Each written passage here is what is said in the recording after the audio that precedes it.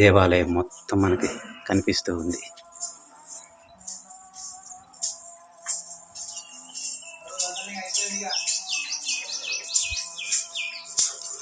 ఇక్కడ సహస్రలింగేశ్వర స్వామిని మనం దర్శనం చేసుకున్నాం. చూడండి, సహస్రలింగేశ్వర స్వామి.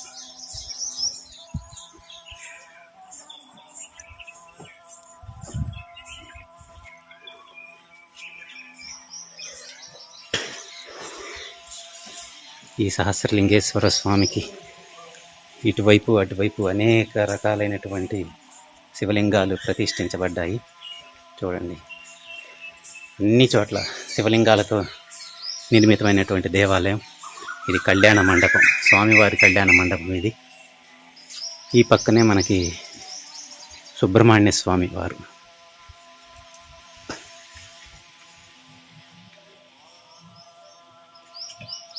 సుబ్రహ్మణ్య స్వామి వారిని దర్శనం చేసుకున్నాం. ఇదిగో సుబ్రహ్మణ్య స్వామి వారికి అటు ఇటు నాగశిలలు. చూడండి, ఇక్కడ కొంత భిన్నమైపోయింది నాగశిల. ఇదంతా దేవాలయం యొక్క స్వరూపం ఈ విధంగా ఉంది.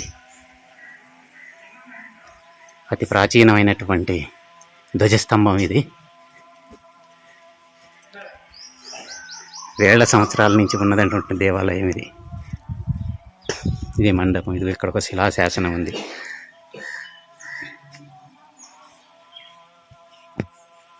దేవనాగర లిపితో రాయబడినటువంటి శాసనం ఇది.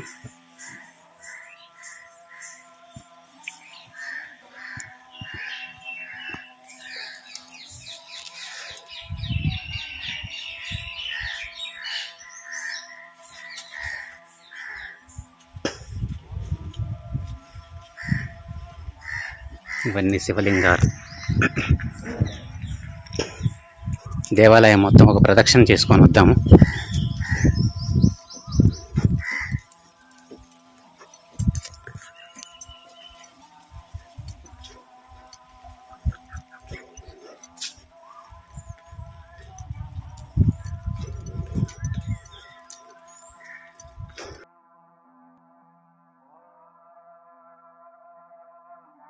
ప్రధాన దేవాలయానికి చుట్టుపక్కల అనేక ఉపదేవాలయాలు ఉన్నాయి. ఇది దత్తాత్రేయ స్వామి వారు.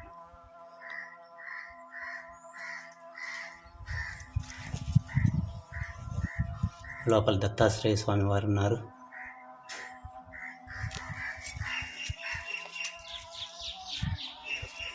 ఇక్కడి నుంచి తర్వాత శ్రీ కోటేశ్వర స్వామి వారు. కొన్ని శివలింగాన్ని దర్శనం చేసుకోండి. శ్రీ కోటేశ్వర స్వామి వారు. ఇక్కడి నుంచి ఇలా చూస్తే శ్రీ కోటేశ్వర స్వామి వారి ఎదురుగా నంది, ఆ నంది వెనుకనే మనకి షణ్ముఖుడు దర్శనమిస్తున్నారు. ఇక్కడి నుంచి మనం ఇంకో అతి ప్రాచీనమైనటువంటి శివలింగం ఇక్కడ దర్శనం చేసుకోవచ్చు. మనం నీటి తొట్టె, పురాతనమైనటువంటి బావి ఇక్కడ ఉంది మనకి. ఇక్కడ నిమ్మ భక్తురాలు స్వామి, ఒకప్పుడు ఇక్కడ తపస్సు చేసినటువంటి నిమ్మ భక్తురాలు అనే వారి విగ్రహాన్ని ఇక్కడ ప్రతిష్ఠింపజేశారు. ఇక్కడ దర్శనం చేసుకొని ఇక్కడ అష్టమూర్తులు ఉన్నారు ఇక్కడ మనకి.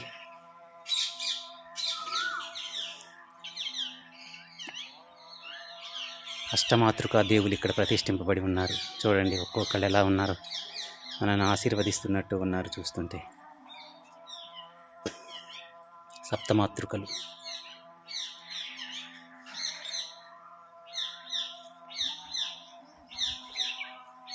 ఎదురుగా నగలేశ్వర స్వామి.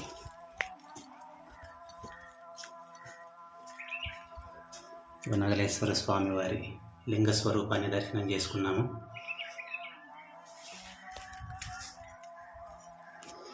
ఇక్కడ నుంచి ఇది బావి. స్వామివారికి ఈ బావిలో నీళ్లు లేవు. ఇక్కడ ఒక శివలింగం ఉంది మనకి. ఇక్కడ నుంచి శ్రీ భువనేశ్వర స్వామి, శ్రీ భువనేశ్వర స్వామి వారిని దర్శనం చేసుకుందాం.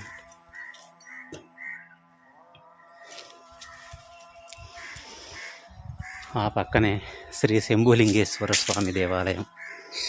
ఇవన్నీ ప్రధాన దేవాలయానికి ఉపదేవాలయాలు. శ్రీ శంభులింగేశ్వర స్వామి దేవాలయం, ఈ వెనుకనే శ్రీ అమరేశ్వర స్వామి దేవాలయం, శ్రీ అమరేశ్వర లింగం. శ్రీ అమరేశ్వర లింగం అనేక లింగాలు భిన్నమవటం కారణంగా కొన్ని తీసుకొచ్చి ఇక్కడ భద్రపరిచారు దేవస్థాన సిబ్బంది. అదేవిధంగా ఇక్కడ అతి ప్రాచీనమైనటువంటి విగ్రహాలు ధ్వంసమైన కారణంగా, భిన్నమైన కారణంగా తీసుకొచ్చి ఇక్కడ భద్రపరిచారు.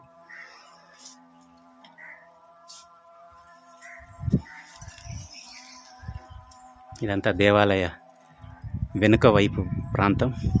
చూడండి చక్కగా ఎలా నిర్మింపజేశారు ప్రాచీనులు. దేవగన్నేరు వృక్షం. ఇక్కడ నుండి మరికొన్ని ఉపాలయాలు దర్శించుకుందాం మనం. త్రికాళేశ్వర స్వామి. త్రికాళేశ్వర స్వామి ఇక్కడ స్వామివారిని దర్శనం చేసి పక్కనే ఉన్నటువంటి శ్రీ బసవేశ్వర స్వామి వారిని దర్శనం చేసుకుందాం.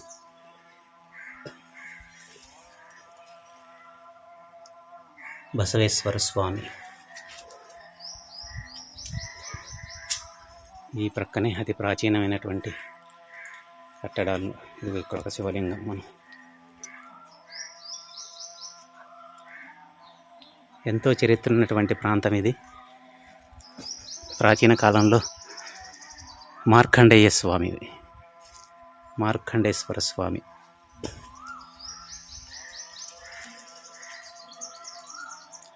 మార్కండేశ్వర స్వామి వారి స్వరూపాన్ని చూసాము.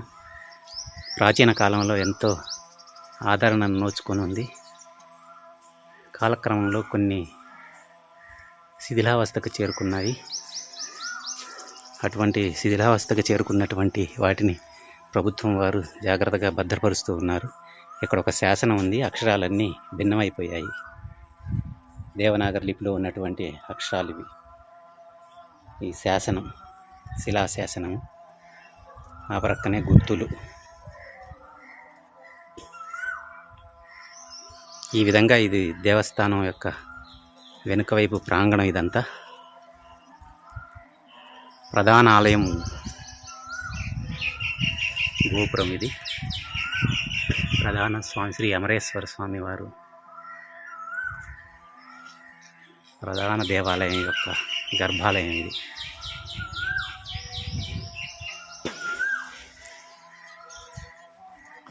వెనుకకు వెళ్దాం.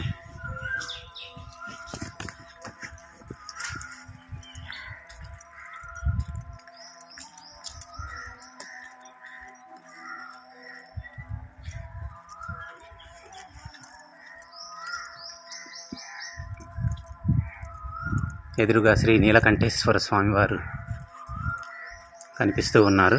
ఈ పక్కనే శ్రీ భీమలింగేశ్వర స్వామి, శ్రీ భీమలింగేశ్వర స్వామి లింగాన్ని దర్శనం చేసుకుందాం.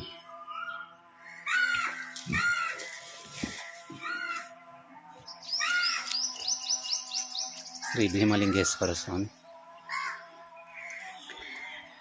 ఆ ఎదురుగానే శ్రీ నీలకంఠేశ్వర స్వామి వారిని కూడా దర్శనం చేసుకుందాం. శ్రీ నీలకంఠేశ్వర స్వామి నమో నమః.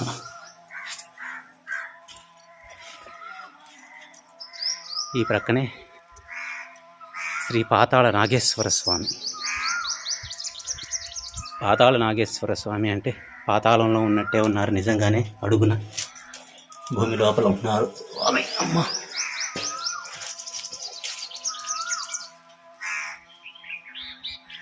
ఈ ప్రక్కకే ఇలా చూస్తే మనం ఇక్కడ మరొక సహస్రలింగం లాగా ఉన్నది.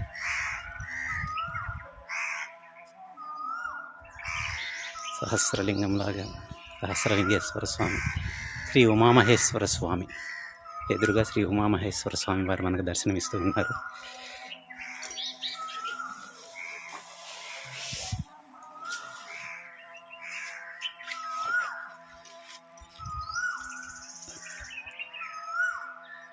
ఇదిగో అనేక ప్రాచీన లింగాలు ఇక్కడ మనకు దర్శనమిస్తూ ఉన్నాయి. ఈ దేవాలయంలో ఎన్నో లింగాల్ని మనం దర్శనం చేసుకోవచ్చు. మరొక్కసారి దేవాలయం స్వరూపాన్ని చూద్దాం. ఇక్కడ నుండి శ్రీ చిదంబరేశ్వర స్వామి, చిదంబరేశ్వర స్వామిగా పేరుతో పిలువబడుతున్నారు ఇక్కడ స్వామి, చిదంబరేశ్వర స్వామి.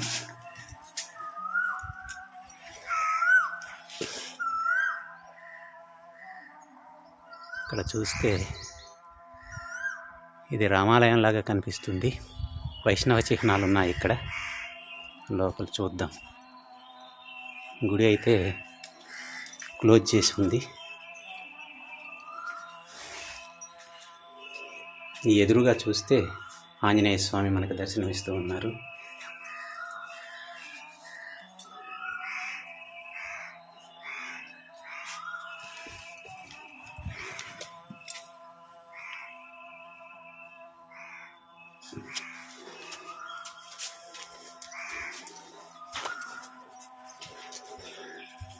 శ్రీ ముక్తేశ్వర స్వామి,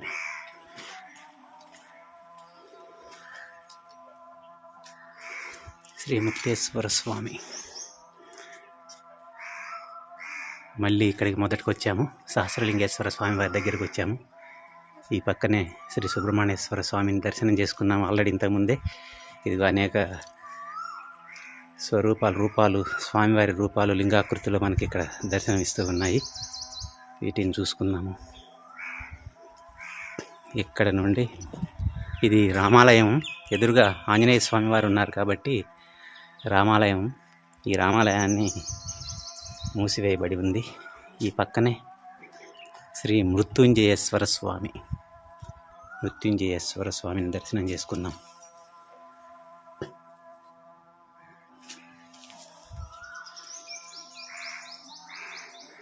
అనేక శాసనాలు మనకి ఇక్కడ కనిపిస్తూ ఉన్నాయి. ఇదిగోండి అతి ప్రాచీనమైనటువంటి ధ్వజము. ఇదిగోండి శాసనాలు, శిలాశాసనాలు. ఎదురుగా నంది మండపము, మహానంది, చాలా పెద్ద నందీశ్వర స్వామి.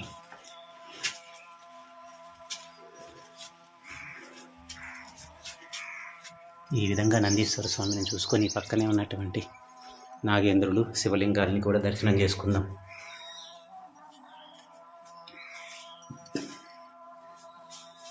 ఆ పక్కనే గణపతి, వినాయక స్వామి, ఎదురుగా నందీశ్వర స్వామి కొలువై ఉన్నారు. వారి ముందు శివలింగాలు ఉన్నాయి. మనకి అనేక రకాల లింగాలు ఉన్నాయి. ఈ స్వాములు వారిని దర్శనం చేసుకొని మనం ఇక్కడ చూసినట్టయితే ఒక సానరాయి ఉంది. గంధం అరగదీయటానికి సానరాయి పెట్టారు ఇక్కడ పూర్వం. ఇది గుంటూరు జిల్లాలోని చేజర్ల గ్రామం. ఈ గ్రామంలో ఉన్నటువంటి శ్రీ కపోతేశ్వర స్వామి వారి దేవాలయం దక్షిణ కాశీగా పిలువబడుతూ ఉంటుంది. మనం ఈ దేవాలయం దగ్గరకు వచ్చాము. చూడండి, ఎదురుగా అతి పురాతనమైనటువంటి గుమ్మటాలు, 2 మండపాలు. చూడండి ఎంత ప్రాచీనమైనటువంటి కట్టడం ఇది.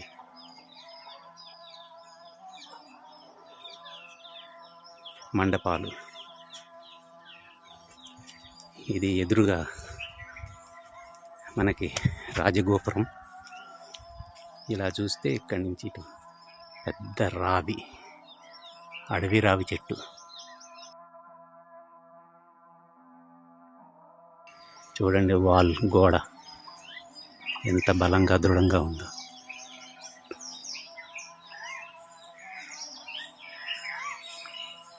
ఇది శ్రీ కపోతేశ్వర స్వామి వారి ప్రాంగణం.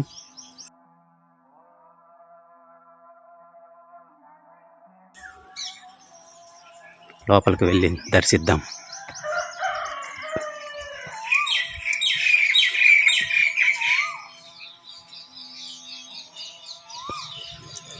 ఎదురుగా మనకి ఎంట్రన్స్లోనే మనకి కాలభైరవ స్వామి దర్శనమిస్తూ ఉంటారు. అక్కడికి వెళదాం.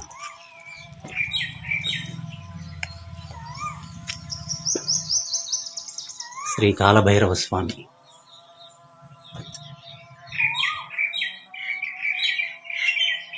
ఇలా కాలభైరవ స్వామి వారిని దర్శనం చేసుకొని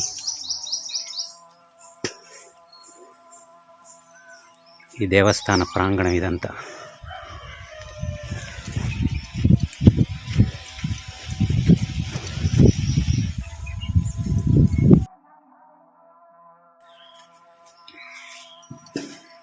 ఇప్పుడు మనం శ్రీ కపోతేశ్వర స్వామి వారి దేవాలయం, ప్రధాన దేవాలయం దగ్గరకు వచ్చాము.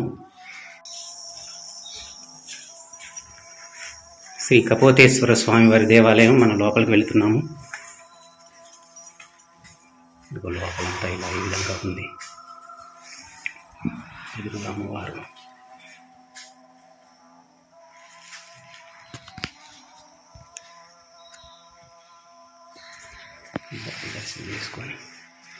ఇక్కడ గర్భగుడిలోని లింగం శిబి చక్రవర్తి శరీరం నుంచి ఉద్భవించిందని స్థల పురాణం చెప్తూ ఉంటుంది. శిబికి కపోతానికి అంటే పావురానికి ఉన్న సంబంధం గురించి ఒక కథే ఉంది. మహాభారతంలోని కథ మాందాత కుమారుడైన శిబి చక్రవర్తికి మేఘదాంబరుడు, జీమూత వాహనుడు అనే ఇద్దరు తమ్ముళ్ళు ఉండేవారు. మేఘదాంబరుడు అన్న అనుమతితో 1500 మంది పరివారం వెంటబెట్టుకొని కాశ్మీర దేశం విడిచి తీర్థయాత్రలకు బయలుదేరాడు. అతడు ఒక కొండపై కొందరు యోగులతో కలిసి తపోదీక్ష ఆచరించి కాలం చేశాడు. కొండపై అతని శరీరం దహనం చేయగా ఆ భస్మం ఒక లింగరూపం ధరించింది. అన్న తిరిగి రానందున అతనిని వెతుకుతూ జీమూత వాహనుడు అనుచరులను వెంటబెట్టుకొని ఆ కొండ వద్దకు వచ్చాడు. అన్నకు జరిగిన విషయం విని ఆ కొండపైనే తపమాచరించి తాను మరణించాడు. తమ్ముళ్లను వెతుక్కుంటూ శిబి చక్రవర్తి స్వయంగా అక్కడికి వచ్చి 2 లింగాలను చూశాడు. అక్కడ 100 యజ్ఞాలు చేయాలని సంకల్పించాడు. 100వ యాగం చేస్తుండగా దేవతలు శిబి చక్రవర్తిని పరీక్షింపదలిచారు. శివుడు ఒక వేటగాని వలె వచ్చాడు. బ్రహ్మ అతనికి బాణంలాగా అయ్యాడు. విష్ణువు ఒక కపోతంలాగా అక్కడికి వచ్చారు. వేటగాడితో తరమబడిన పావురం శిబి చక్రవర్తిని శరణుజొచ్చింది. శిబి ఆ పక్షికి అభయమిచ్చాడు. అక్కడికి వేటగాడు వచ్చి ఆ పావురాన్ని తనకు ఇవ్వకుంటే తాను తన కుటుంబం ఆకలితో అలమటిస్తారని చెప్పాడు. శిబి ఇరకాటంలో పడ్డాడు.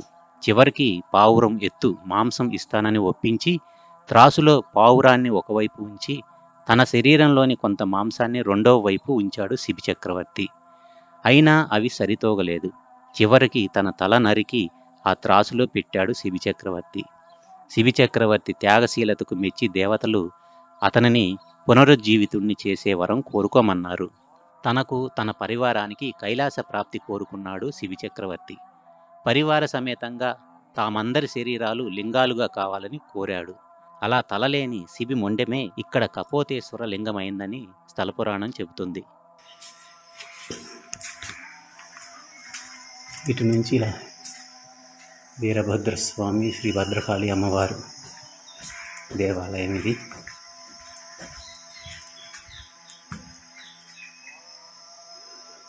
మనం వచ్చిన సమయానికి మూసివేయడం కారణంగా చూడలేకపోయాము.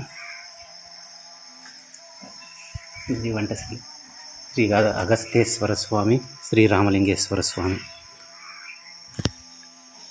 శ్రీ రామలింగేశ్వర స్వామిని చూద్దాం. శ్రీ రామలింగేశ్వర స్వామి దర్శనం చేసుకున్నాము.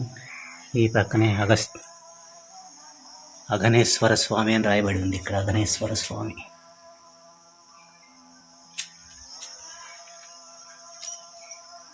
అగస్తేశ్వర స్వామి వస్తున్నా.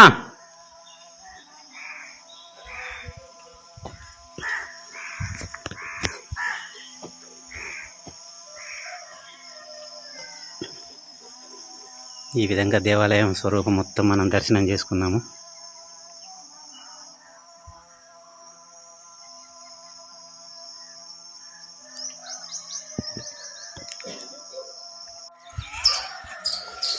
ఈ దేవాలయం ప్రాంగణం మొత్తం చాలా విశాలంగా ఉంది. చుట్టూ అన్ని చెట్లు ఉన్నాయి. ఇలా చూసుకుంటే ఇక్కడ ఒక నీటి తటాకం, పుష్కరిణి ఉంది. ఆ పుష్కరిణిలో నీళ్లు లేవు. ప్రస్తుతానికి ఎండాకాలం కాబట్టి ఎండిపోయి ఉంది. అనేక విగ్రహాలు శిథిలావస్థకు చేరుకున్నాయి. అయినా ప్రభుత్వం వారు చక్కగా భద్రపరిచారు లోపల.